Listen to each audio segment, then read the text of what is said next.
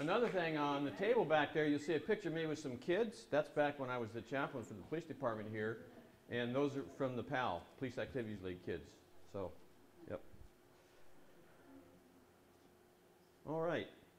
Well, just as a quick introduction, I was law enforcement chaplain for 26 years. I started out in the LA area at Santa Monica. I started their program as a brand new police chaplain, never had a chaplain before, and I'd never worked with cops before. So anyway, so we were kind of like, you know, walking down the hall doing this number to each other, you know, like we didn't know what to expect from each other. And little did I know that that was going to go on for 26 years total with probably three or four different agencies. My longest term of service was here in Beaverton. I was here for 14 years as the chaplain and retired in 2010. So now we have 3 chaplains for the police department now. So, and I just did it myself. I told the new guy, I said, you better get some help. And he said, well, and about a year later, he's got 2 more guys. So, okay. I want to read a quote from my book, and I do have copies of the book for sale. They're $10, and $2 will go to the Historical Society, okay? So that'll help them out. And let me share with you from the beginning of the book. This is the opening lines. In the movie Pearl Harbor, there is a quote made by Colonel Doolittle on the aircraft carrier USS Hornet. They were on a secret mission to bomb Japan after December 7th, 1941 attack on Pearl Harbor. Alec Baldwin, who plays Doolittle, knows there is a great possibility that some of these men may not return from this mission. He turns to staff members and says, "There's nothing stronger than the heart of a volunteer." I love that quote because that's really what it was all about and what made things happen in a positive way in New York, and we're going to get to that in a minute, but I just want to start out by looking back at then. We're going to talk about then, now, and the future, okay? And I could tell war stories for 2 hours, and I don't want to bore you with that. You may have some questions, and I hope you do. And I can tell you more stories, you know, on the side or whatever. But I really want this to be a, you know, a message of hope and community and what we can continue to do in our community, okay? So let me go ahead and play this.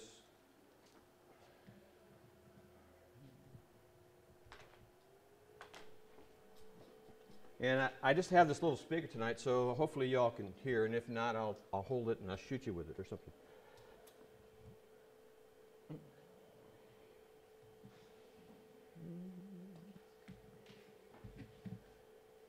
All right, where we go?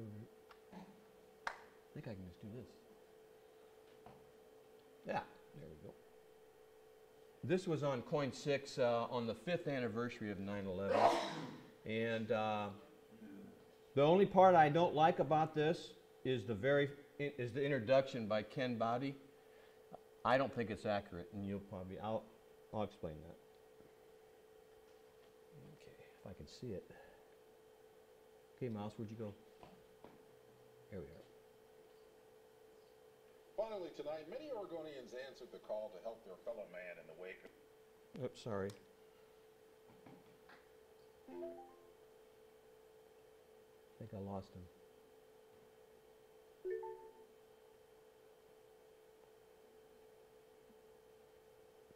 Let's try it again. Computers. This is a new computer too, so. Let's do this. Lost. We're going to start over, folks. It's going to cost you another $300 to the police athletically to do that. Yeah, well. To the History Center area. Yeah. Oh. Yeah, that would be the History Center area. Forgive me, I'm in the presence of a great accountant. Yeah. Maybe it represents Let's close out of here. All right. Now let's see if I can find it.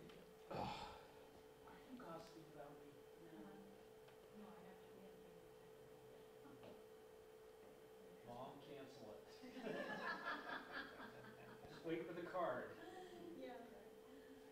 You know, and this is a new system, Windows 10, and they say it keeps getting better, but and see, I don't remember where we are with this. It makes you feel better that you're lost. Yeah, here we go. Well, here we go. We'll try this again.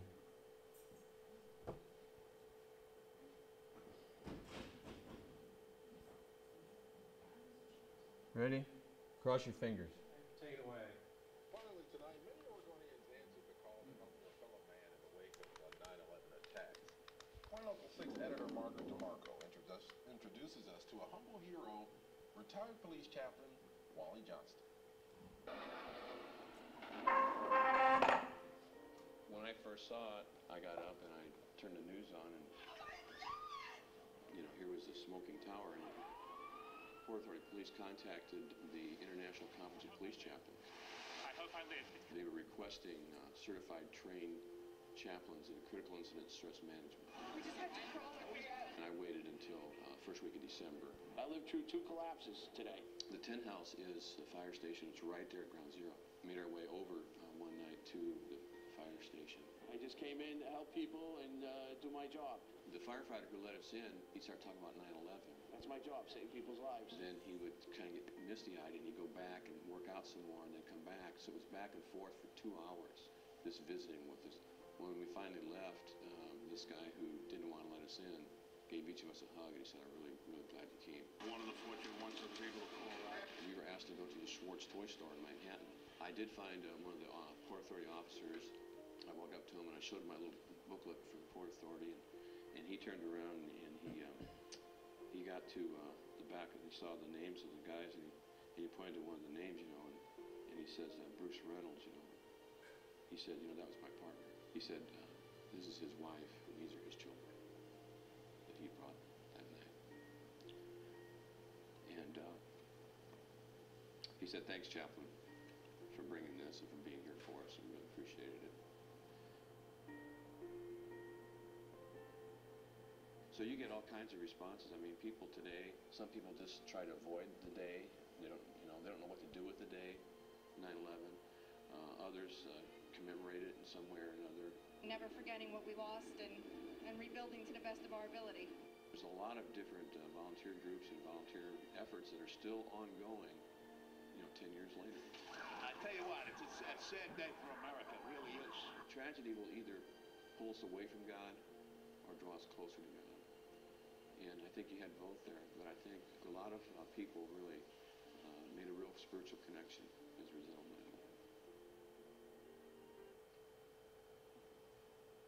Thank you, Wally, and thank you for watching. All right. I don't know if, could you hear it at all? Okay. The part that I disagree with, he introduced me. He introduced me as a hero. And I worked with heroes. I wasn't the hero. I was just there to assist them. They're the ones who are really the heroes. So just wanted to acknowledge that. So these are, if you're looking at our role there at New York, these are the 5 chaplains from the Portland area who went together. This guy and this guy here went 1 month after the attack, and they came back and said there's so much need. We all need to go back. Okay, so everybody planned on going back, and I'm not much for travel and all that kind of thing, but I'm a writer, okay, I write. So I thought I'd write them a booklet of encouragement and the guys could take it, but then closer I got to that time, I kind of felt this little nudge on my shoulder and decided I should go. But the booklet I wrote was this one, A Special Message to the Port Authority Police of New York and New Jersey, and that's the one that was in the video with the names on the back. Bruce Reynolds, again, was one of the officers, and so we walked up to this guy, and it turns out that these kids running around with him and this gal is his partner's wife and children. They were there to get toys for Christmas, along with the other kids from the police and fire service. So anyway, actually one of our local private schools helped to pay for the printing of these. I think we printed 600, And the reason why we focused on the Port Authority is because if you remember back then, when the news was coming out, they kept talking about FDNY and NYPD. You hardly ever heard about the Port Authority Police. As a matter of fact, still today, there's people that they don't even know what that is. I had my Port Authority hat back there when I was walking in New York. Someone says, "Oh, you're from Pennsylvania." Like, no, that's the Port Authority Police Department. Well, what's that? Okay. Well, that was their headquarters, World Trade Center. Okay, so it was their jurisdiction. It was their area of responsibility. So anyway, that's why we kind of focused at that point on them. So we're there to help provide support and debriefing. And basically, right after it happened, the Port Authority Police sent a call out for people that were trained in critical incident stress debriefing. You had to be advanced certified in a special process that you were taught. And I was on the debriefing team for Washington County for a number of years. So whenever there was a shooting or something like that would happen, we would be called in and we debriefed the police, fire, dispatch, anybody that was affected by that to help them get back on their feet. And so we all of us are advanced certified, so they sent the invitation out to the International Conference of Police Chaplains, of which we're all members. And so that's how we initially heard about it. So when John and Russ went, they came back and said we need to go. So we decided to do that. And we didn't go assigned to a shift. They were on a shift. They had made so many contacts when they were there, people that wanted chaplains to come visit, that he already had a list of people to get a hold of. And then as we began each, as at the end of each day or the beginning of the day, we have a list of people, and we were on the go from morning until night. But we didn't know what was going to happen the next day. But as the day went on, we got more invitations and more invitations, so then the next day would fill up, and more invitations and more invitations the next day. So every day, we were there just a week, and every day we were there, we were on the go. So there was a lot to do. And so also another thing too, and the thing I want to point out about the chaplains, I mean, this was a group of people that have a Christian background, but there were people there from all different faiths, and there were people there with no faith that were chaplains, and people that were serving their community. So I just want to give credit to everybody, all the chaplains who went there to provide that. So, but one of our goals as Christian chaplains was to distribute this special Bible, which I have a copy on the table, God's Word for Peace Officers, and as you can see, it has the cross that was found at Ground Zero, which later was put in a very prominent place at the site so that the people working there could look up and get inspiration and help. Before that time, this is in Building 6, I think it was pretty damaged area, and the guys would come a few at a time and just sit there, have their lunch, and then, meditate or whatever, pray or whatever they wanted to do. And then finally, my friend Steve Lee was one of the chaplains who was instrumental in getting with Mayor Giuliani, and he approved the removal of this to be put out at the main area of Ground Zero. And then over here is a police officer who has received his Bible, his copy of the Bible. He's very proud of having that. And I'm not going to go into that story, but that's one of the great story. Just real briefly, one day we spent some time at the 911 center. That's where this is at. And we had cases of Bibles, 12 in a case, and we had a car load of cases of Bibles. And there's 5 chaplains in this car, and we're practically dragging, and so we gave some Bibles out, and, well, that was fine, but then we ended up giving them all away, and the sergeant says, "Can you come back again?" Because in Washington County, we have probably, it's hard to guess now, I'm going to say maybe 60, 70 dispatchers total. They had 1,300. Okay? And on the day of the call, when 9/11 hit, they had over 55,000 calls for service. 55,000. Okay? And so, but they were neglected. Nobody thinks of the dispatchers. They're the quiet heroes. They're in the background. And so the supervisors told us, that no one came here to help us. No one came to talk to us. you know, and she had people that were, you know, crying in the halls and couldn't function.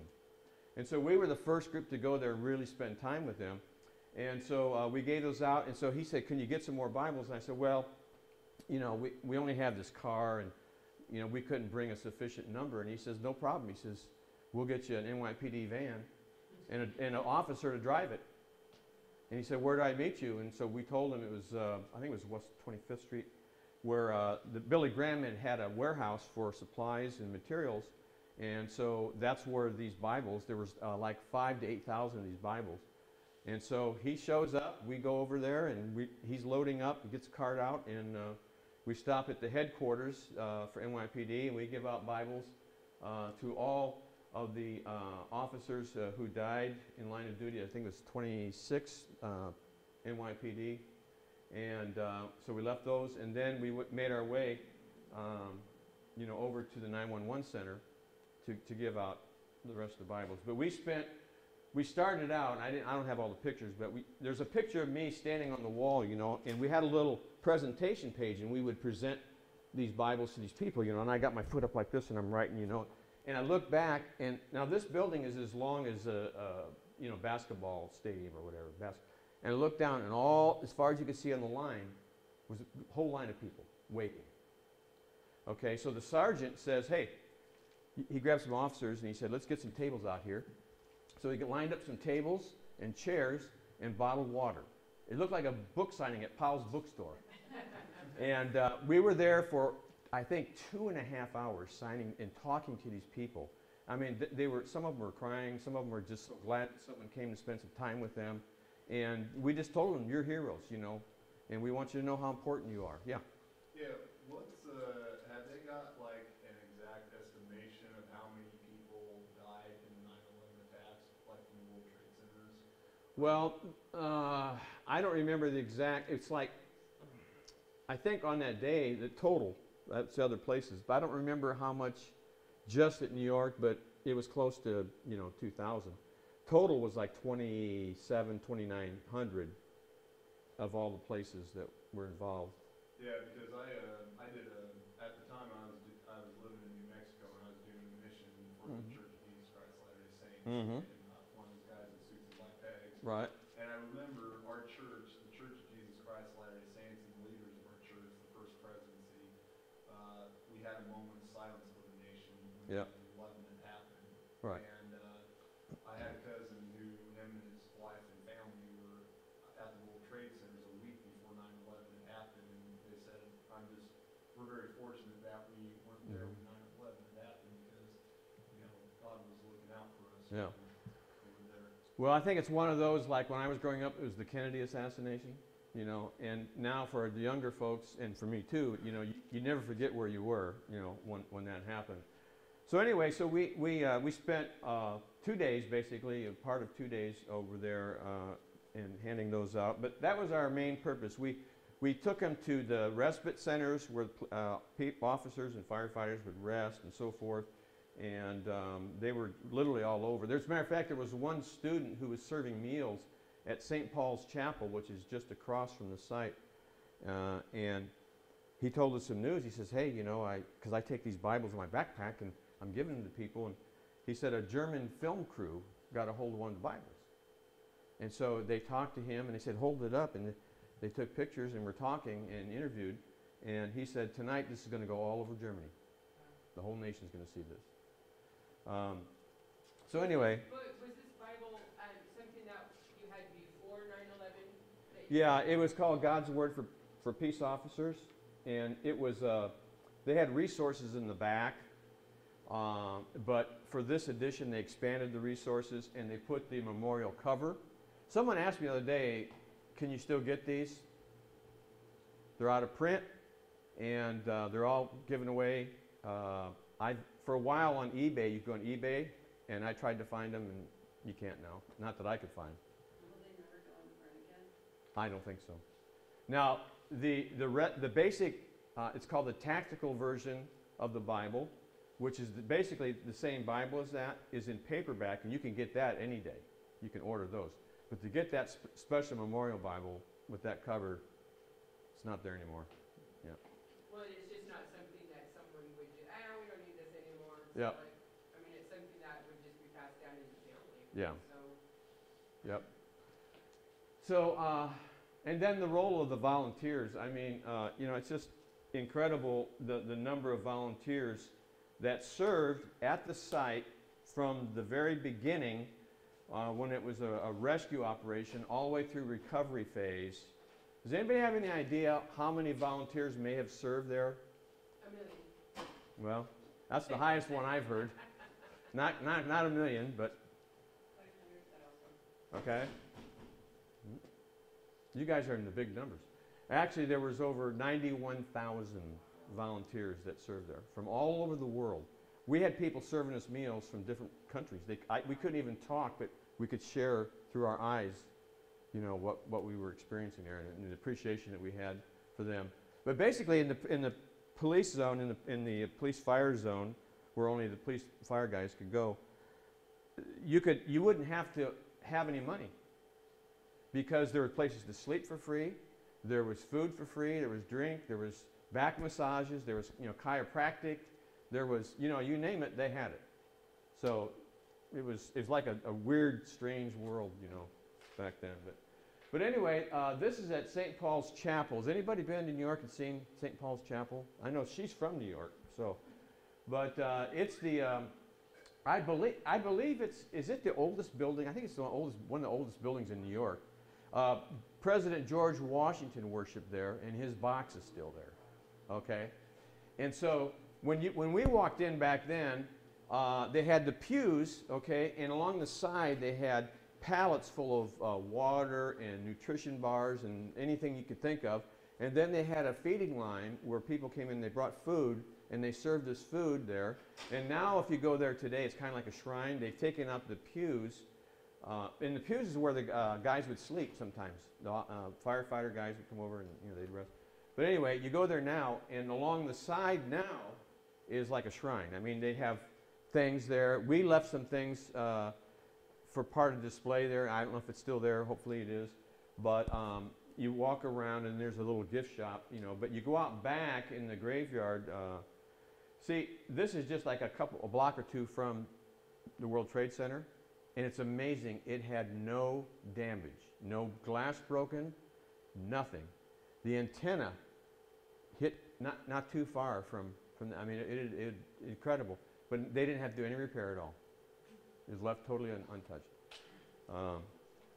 So there were so many volunteers, and then I have one of the places we went was a few blocks away at a restaurant called Nino's, and Nino's operated for months and months and months, and there were a lot of other places too, but Nino's, you know, only firefighters and police guys could go in there. But I mean, it was, you sit down at tables like this, and people were sending notes of encouragement to us for, you know, from all over the world.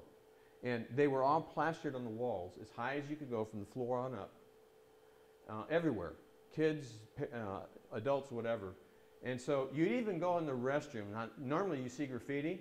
Here you saw plastered inside pictures from kids or letters of encouragement. It was really weird. You know, it's just incredible. Yeah.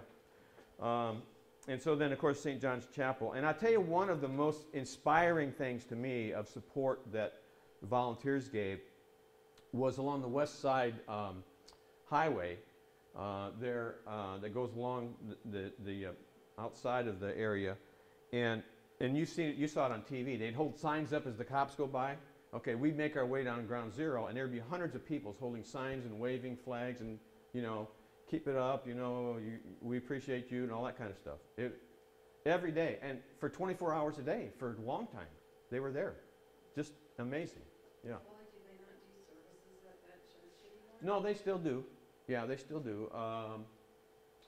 I'm not sure, like, what times they have. Obviously, they don't, not during the times that it's open as a museum sort of thing. But, okay. So, and again, keep asking questions. I love it when we have questions. So now, what's happening there now? Well, this is a sort of a panoramic view of the site. And as you've probably seen on TV, there are two pools where the tower stood. And there's trees, there's like a park. And then, of course, they have the memorial names along the side where each person who died there, and people come and they stick their roses in and all that kind of thing are there. I have not been back there. I made 3 or 4 trips afterwards, but I have not been to that. And so I want to go someday, and also the museum. And as a registered recovery worker, I get to go to the museum free. So it's $25 to get in. What I want to tell New York is, hey, if you'll fly me out there, I'll pay for the $25 to get in. And I haven't had any offers yet. So anyway, yeah. Do they have any problem with vandalism at that site? I haven't heard, that's a good question. I still have a friend from the NYPD. Ever since then, we've been good friends. We stay at his place when we go out there. They have an apartment for us in their home. And then he drives us around. He takes time off work. He's got a lot of seniority, and he just drives us all around wherever we want to go. So, but, yeah, and so, yeah, it's a,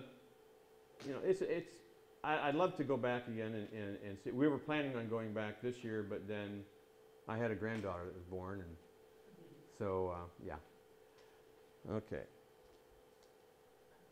So this is inside the museum, and this, of course, is the last column that you may have seen when they had ceremonies to bring this in. I think this is when the Pope was there, I think, right here. But anyway, it has writings on it and so forth. And I didn't bring the Bible with me, but on the cover of the Bible there's like a poem that was written. That poem is on one of the crossbars of the cross. And that was my friend Chaplain Steve Lee. He wrote that, and that's on the cover of that Bible. It's on the cross. Okay. What about the future? Okay. That's my granddaughter. Yeah. Yeah. And as I think about the future, our country's been through a lot since then. We started out really together, and then as time went on, you couldn't go anywhere without seeing American flags or whatever, and now people are burning them. It's like, whatever. We've always had that, I guess. But, and then, of course, the politics of it all and all that stuff that happens, it just seems to fragment us instead of, bringing us together. And so I'm really big on promoting, volunteerism and coming together around remembering the sacrifice, but also taking that energy and putting it into action in our own local communities. And that's continuing to happen everywhere. So let me, okay, so here's some examples. When I was at the Sherwood Police, my last 2 or 3 years, I served at Sherwood Police Department. We started a 9/11 blood drive on 9/11, and this is what, 5 years now, they've had that, and they're going to keep doing it. They have a tremendous turnout every 9/11. I'm sure there are places here. You can actually go on the American, what do they call them? Red Cross, thank you. And on their website, and it'll tell you where the different things are happening, where the blood drives are on that day. So there may be some in this community, in Beaverton, I don't know. But if not, that would be a good project for any group to sponsor. There's also called the I Will campaign, and this is something that I've been thinking about as president of the Optimist Club to maybe be the community focal point for this. And it's a group of people that since 9/11 from New York have been promoting volunteerism, and they have an annual campaign on 9/11 to do something. And so they have these shirts that say I will, and then they have you go on and say I will, what will you do to help in your community? It could be something small, something large. You can be with a group, and they record it on that website, and they show, there are like, I think there was like 2 million people or more last year that was involved in volunteerism in their local communities. Do we have that set up in Beaverton already? I don't know, and that's why I have the packet for it. I have the stuff to get it going, and so I don't know. I think it might be something where we could have like a committee of people from different organizations that want to be a part of this thing. And I would like to. yeah, so we'll. And you can go on our website, on the Optimist website, and there's a place for comments. You can put it in there and leave your whatever. So yeah. What's that website? It's Beaverton Optimists. It's with a TS, BeavertonOptimists.org. Yep. Okay. And it just, find ways, a community day of service, okay? Find something that, as a community, we can do. See what I've got I'm trying to remember. Okay, before we do that, many people don't realize that at our Veterans Memorial Park is a 9/11 memorial. And see, a lot of people don't know that.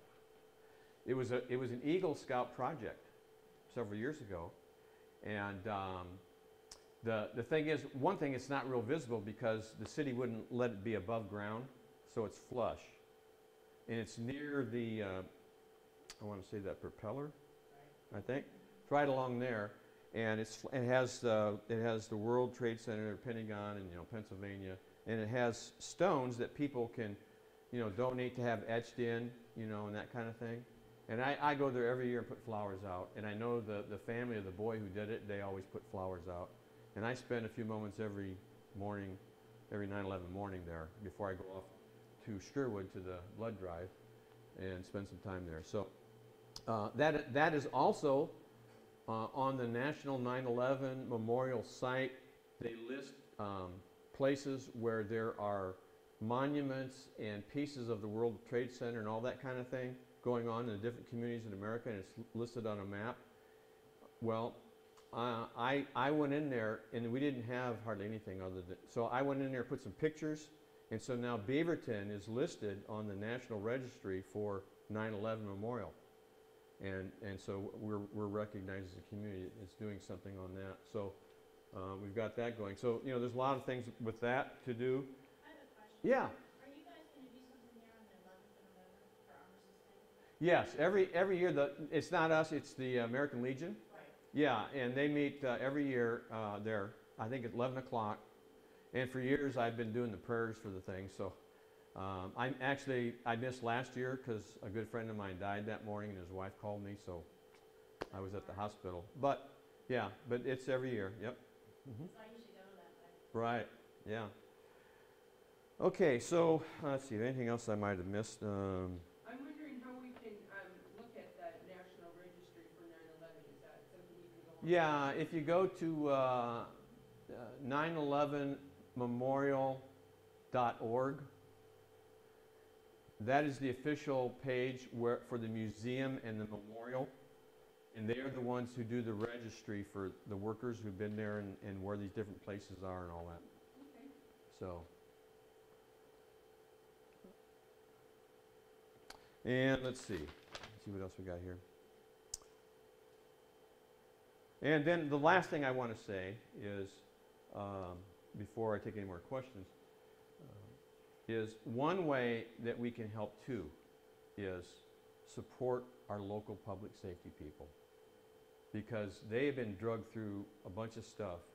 They have been unfairly treated by, and it doesn't mean they're perfect. There are, they're bad apples and everything. So, and I tell people, well, okay, so let's say your doctor turns out to be a bad apple. You going to quit going to doctors? Well, no. Okay. All doctors are bad. Yeah. One bad apple. Yeah. So anyway, I mean, for those that, utilize doctors, sure, and so we're not going to give up on that. So, don't give up on police because you have a few, bad, but overwhelmingly they do wonderful things that are kept quiet, basically. The media doesn't cover a lot of things. You have to get it on Facebook or whatever. Well, But they don't cover anything if it's good. yeah. The media is always sarcastic. Yeah, quite a bit, yep. So that's another way. But I have one last video to show about how this yearly volunteer effort that I mentioned happens. And so before I do that as the finish, does anybody have any other questions? Or I do have I think I told you I had the book for sale. There's also, I don't have it up here, but I have another thing that's about this size. And it's sort of like a week of meditations and so forth about 9/11 that you can read through each day. And those are available for $1. Okay, they're the paperbacks like this. Okay, the book is $10. Any other questions? Because I could talk for a long time. I'll just. Well, when you went to Ground Zero there, when the World Trade Center was just down, that was probably a very devastating sight to witness. you know, I can't imagine what it'd be like living in New York City and then seeing that airplane just crash into Oh, the yeah. state bidders and straight through buildings and look, oh man.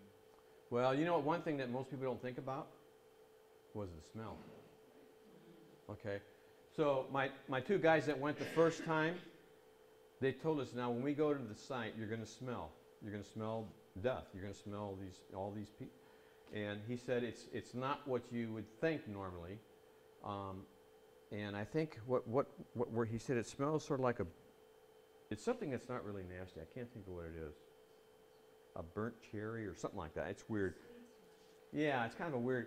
And so the first day we were there, we were walking along the perimeter to get to the Tin House fire station that lost their whole crew that day. They're the closest fire station.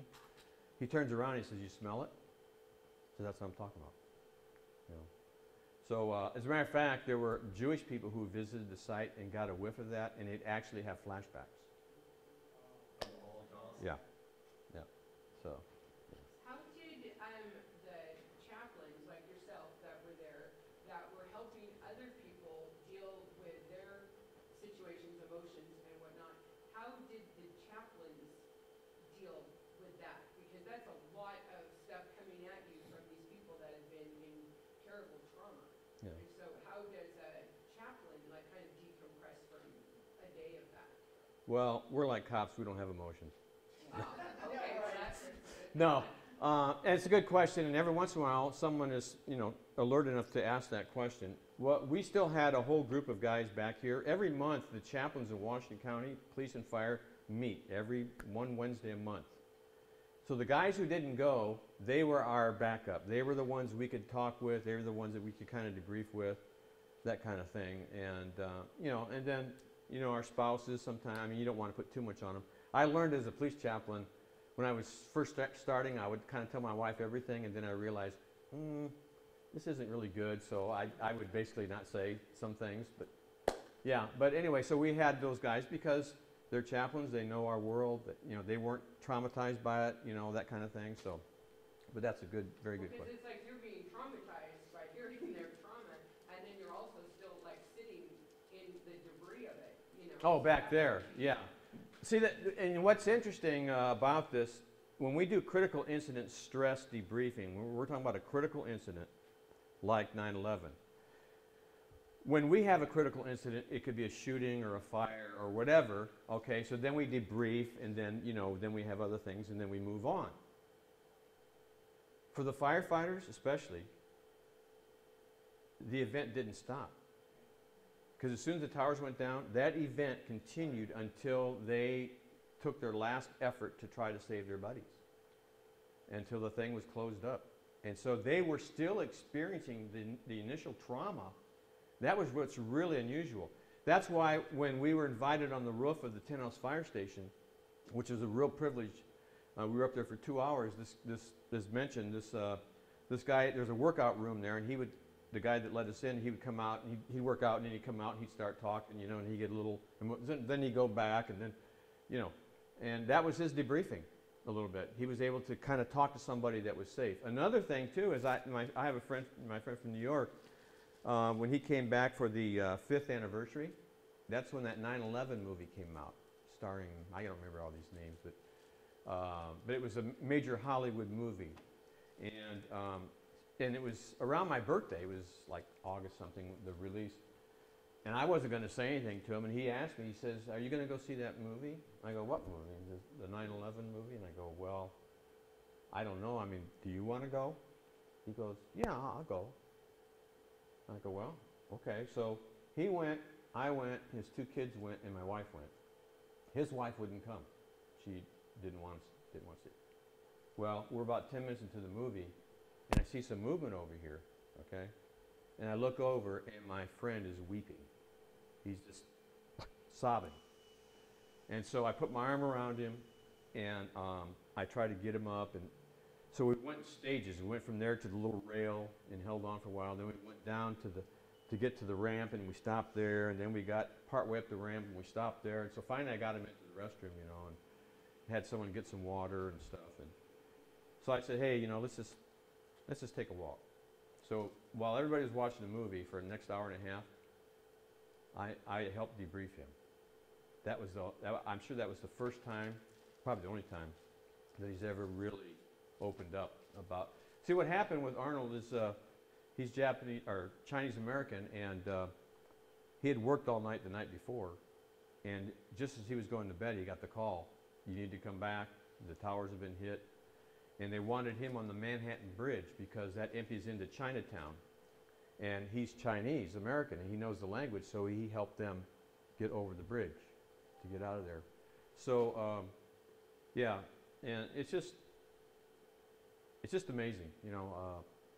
And that's why you have, you know, then of course there's the physical health problems that happen, what they breathed in, and the emotional stuff. I mean, just like soldiers or whatever, sometimes they're not going to talk about it, and it eats them up.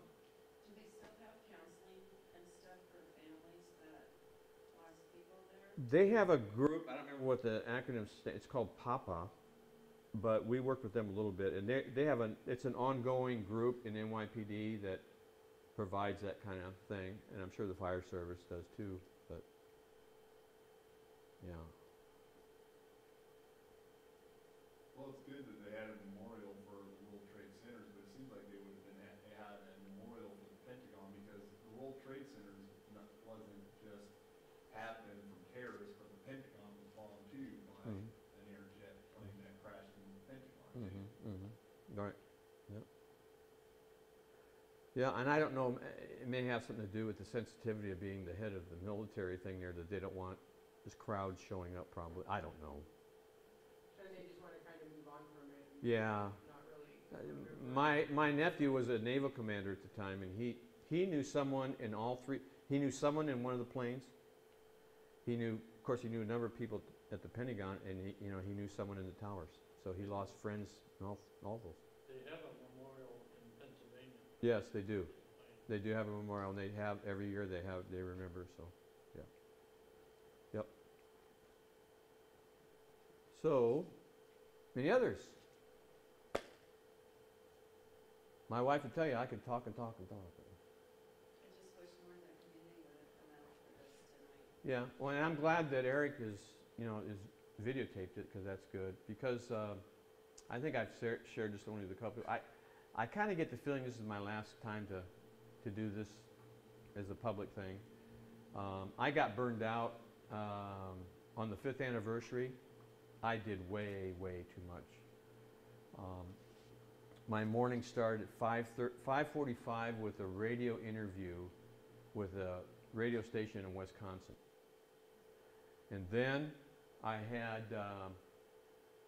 what happened in the morning? There was something in the morning. Then I had, and then I spoke at a church that morning in 2 services. And then, let's see, what else was there? But it just, I was on the go. Then Coin 6 interviewed me, and at the end of the day, I was just so exhausted, and I think a lot of it was emotional exhaustion. I mean, to this day, to watch that video, it's kind of hard for me, But so I just think that I've done this for 14 years now, and I've written a book, and I mean, I don't mind talking to people individually, but I don't know if I'm gonna. I don't know. You're so good at it. Well, thanks. Maybe you should just take a break. Yeah, maybe. But as it is right now, I only do one public speech on this a year. I only accept one time. Sometimes it's at a church or something public like this, or And I think it's good that people don't forget. Yeah, right. That's what made Rare come together in the first place. Mm-hmm. And if we were more together, it Mhm. might be a little better. Mm-hmm.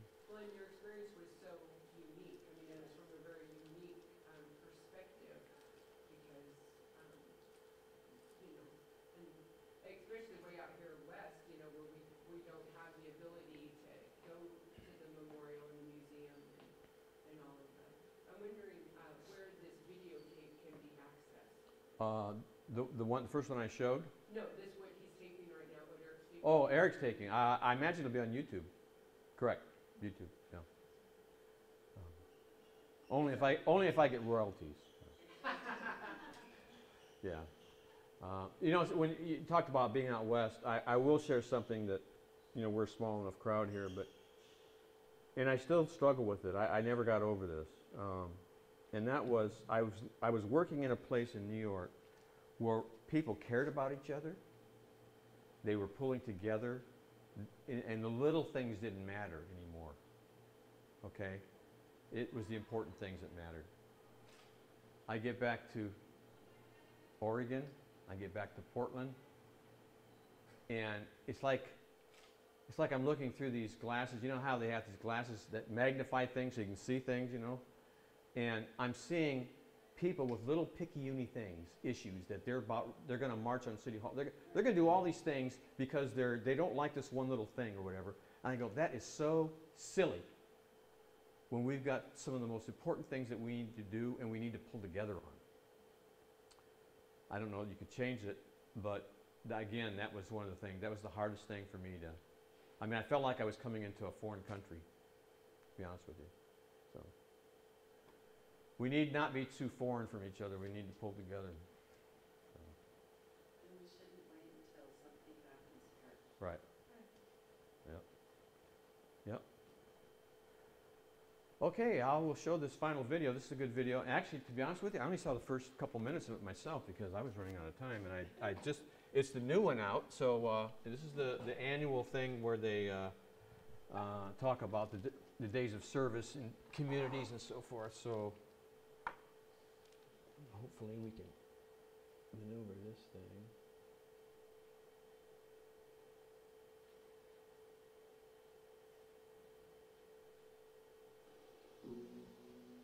The New York Says Thank You Foundation was founded in 2003 at the suggestion of a 5-year-old boy named Evan.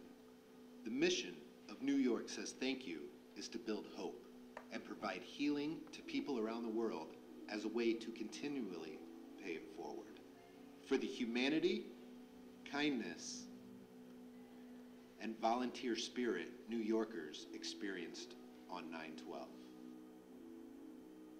It was just unbelievable to see how many people from every state was represented with fire departments and just people trying to help, and people cooking food.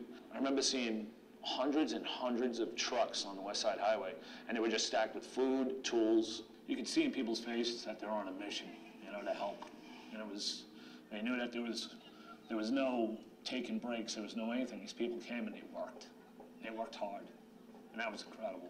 Our core disaster relief project is our annual 9/11 anniversary barn raising, where we empower disaster survivors from across the United States to help rebuild and strengthen communities recovering from their own tragedy. We can overcome anything. And when I saw those folks show up from Chicago and Kentucky, I learned about the New York Says Thank You Foundation and understand why it was started, to pay back people who came to help after 9/11. I had to be here, and I'll be at the next one. The people here, we'll take a little bit of our soul home with them, and I think we'll take a little bit of their soul home with us. I can see where the people go year to year and follow them along because you can't let them go. They're like family that you can't let go. So I hope that they're always our family. The Hurricane Sandy First Responder Rebuilding Fund was created by the foundation as a way to help rebuild and repair over 100 homes for New York area first responders and their families displaced by the storm. When we found out that Thursday after the storm that as many as 2,000 firefighters and police officers just lost their homes, we realized, you know, these guys have made up the core of our volunteer network from the very beginning.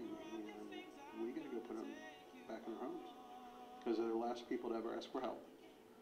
And they're also the people who provide life-saving services for the rest of us.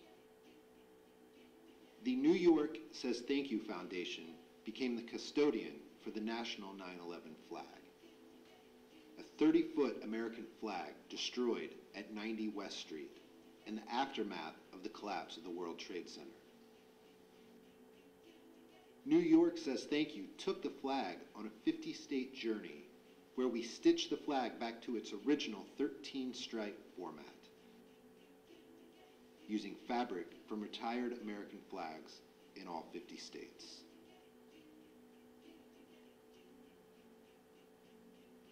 There are so many people's stories there. I mean, you can look at that flag, and it's not just about a flag and about America. It is about all the people, and all the people that were in New York, and all the people who watched it, and all the people who felt they were part of it, and how it changed people's lives. And it changed their lives forever. That flag. That is the flag that people in New York might have seen when they were driving down the street, but that's the flag we saw in the news. If we watched the news and seen anything, we saw that flag. It's like embedded in our heads. The way that the people there are treating it with such reverence, it is a very special thing. The 912 Generation Project is the Education and Service Learning Division of New York Says Thank You Foundation. The goal of the 912 Generation Project is to inspire and educate 1.5 million students with the positive, timeless, and universal lesson of citizenship that emerged from 912. Volunteering makes me feel really happy. It's really a passion that I have to volunteer and give back to my community. And not everybody can remember 9/11 and everything that happened that day. But on 9/12, we see through the 9/12 Generation Project that people came together and they really helped each other and lifted each other back up. I always enjoy seeing the smile on other people's faces when I'm able to give back to them and volunteer and make a difference within their life. Our Stars of Hope program empowers children to use the healing power of art to transform communities impacted by natural and man-made disaster. Stars of Hope has empowered an estimated 30,000 disaster survivors and volunteers to transform communities impacted by disaster in over 40 communities around the U.S. and 3 global communities including Ireland, Kenya, and Japan. What it does for the kids is it gives them an outlet. Most of the time these kids have not had much of a chance to express themselves in their way because their parents have been pretty busy trying to recover from the disaster. They understand that this is one child to a child and that they can paint anything and send it across the world will be understood by the child on the other end, on the receiving end. With your help, we can empower and inspire 1.5 million children through the 912 Generation Project and enable children to transform communities globally through Stars of Hope and continue to bring disaster survivors on 9/11 anniversary barn raisins. So join us on our journey of saying thank you. Take me home.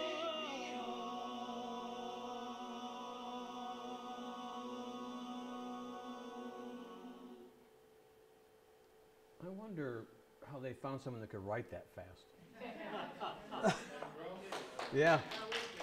So that's just one organization. That wasn't even the one I was thinking of. The one I was thinking of is the one that has each community, and you can get their packet and stuff that I talked about. And so, but that's just one tremendous thing that came out of this, you know. And if we could just latch on to that in all of our communities, America would be even stronger than it is today. So I want to say thank you because the community supported me when I went there. I didn't have to pay a plane ticket. As a matter of fact, we didn't ask for the money. People just gave it. We had enough money to pay for our expenses, our plane fare and stuff, and we had money left over, so we donated it to the chaplain who had those Bibles done because he put it on his own plastic, and that was a lot of money. And also the Billy Graham organization helped cover it, so I think he got his thing covered, but yeah. So thank you for helping us, and keep being community. Thanks.